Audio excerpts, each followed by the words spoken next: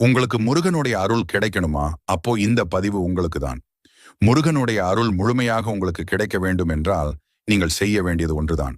நீங்களுடைய வேண்டும் வேண்டுதலை நிறைவேற்றி உங்களுக்கு முருகனுடைய அருள் கிடைக்க என்ன செய்யணும்னு தெரிஞ்சுக்கிறதுக்கு முன்னாடி, உங்களுக்கு முருகன் பிடிக்கும் அப்படின்னா ஓம் சரவண பவ என்று கமெண்ட் பண்ணிட்டு நம்ம பொதுநலம் யூடியூப் சேனல்ல சப்ஸ்கிரைப் பண்ணிடுங்க.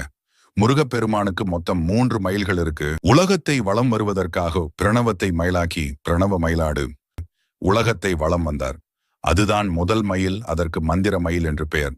சூரனை சம்ஹாரம் செய்வதற்கு புறப்பட்ட போது தேவேந்திரன் மயிலாக இருந்து முருகனை சுமந்தார். அதற்கு தேவ மயில் என்று பெயர். அசுரனை சம்ஹாரம் செய்த பிறகு சூரன் சேவலாகவும் மயிலாகவும் மாறி முருகப்பெருமானை தாங்கிக் கொண்டார். அதற்கு அசுர மயில் என்று பெயர். ஆக 3 மயில்களையும் எரிவரக்கூடியவர் முருகர். நம் மனதை முருகன் ஏறுவதற்கு தகுதியான மயிலாக மாற்றிக்கொண்டால் நம் மனதின் மீதும்